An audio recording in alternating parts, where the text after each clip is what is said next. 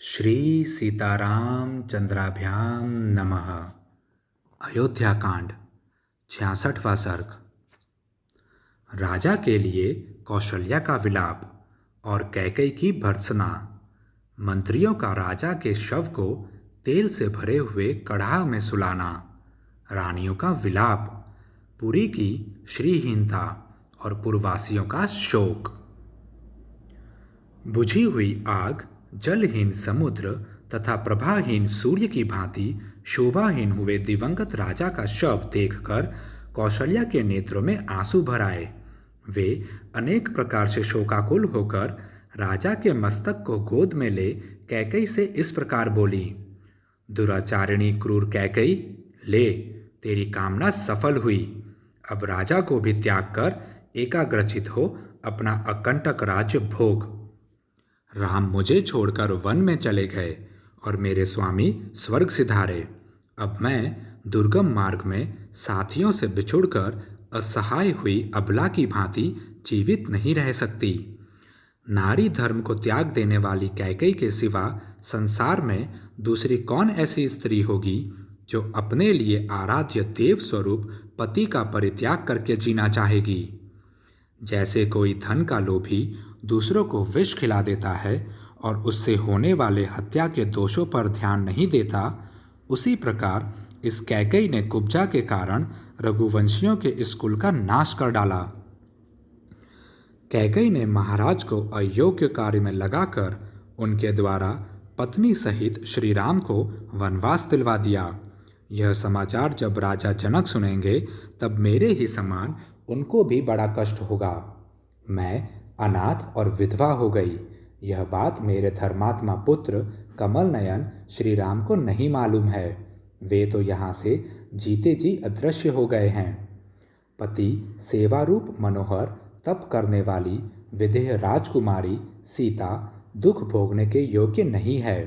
वह वन में दुख का अनुभव करके उद्विग्न हो उठेगी। रात के समय भयानक शब्द करने वाले पशु पक्षियों की बोली सुनकर भयभीत हो सीता श्री राम की ही शरण लेगी। उन्हीं की गोद में जाकर छिपेगी।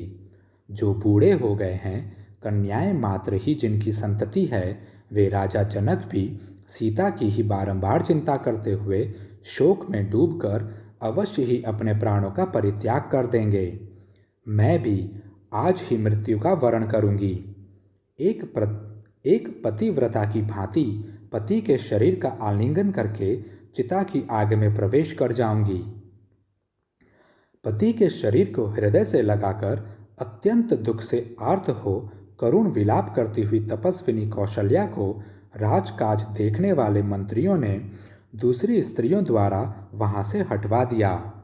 फिर उन्होंने महाराज के शरीर को तेल से भरी हुई नाव में रखकर वशिष्ठ आदि की आज्ञा के अनुसार शव की रक्षा आदि अन्य सब राजकीय कार्यों की संभाल आरंभ कर दी। वे सर्वज्ञ मंत्री पुत्र के बिना राजा का दाह संस्कार न कर सके, इसलिए उनके शव की रक्षा करने लगे। जब मंत्रियों ने राजा के शव को तेल की नाव में सुलाया, तब यह जानकर कि सारी रानियां हाय ये महाराज परलोकवासी हो गए ऐसा कहती हुई पुनः विलाप करने लगीं। उनके मुख पर नेत्रों से आंसुओं के झरने झर रहे थे।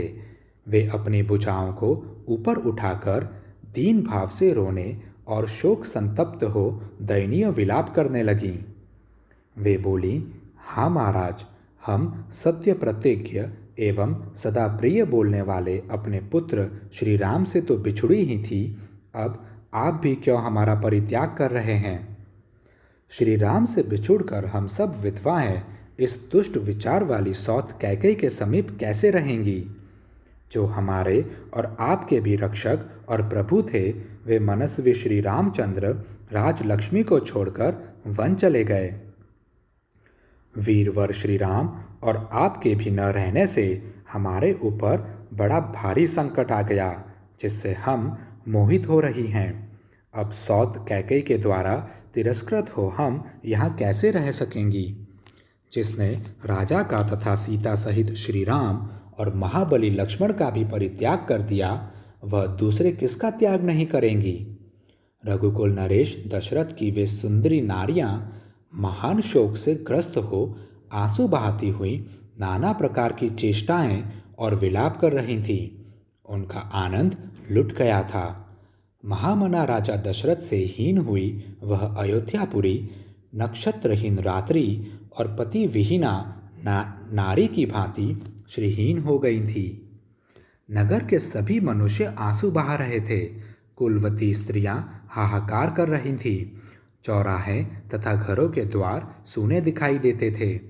इस प्रकार वह पुरी पहले की भांति शोभा नहीं पाती थी। राजा दशरथ शोकवश स्वर्ग सिधारे और उनकी रानियां शोक से ही भूतल पर लौटती रहीं। इस शोक में ही सहसा सूर्य की किरणों का प्रचार बंद हो गया और सूर्यदेव अस्त हो गए। तत्पश्चात अंधकार का प्रचार करती हुई रात्रि उपस्थित हुई। वहां पधारे हुए सुहृदों ने किसी भी पुत्र के बिना राजा का दाह संस्कार होना नहीं पसंद किया।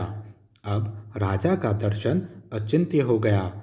यह सोचते हुए उन सब ने उस तेल पूर्ण कढ़ा में उनके शव को सुरक्षित रख दिया।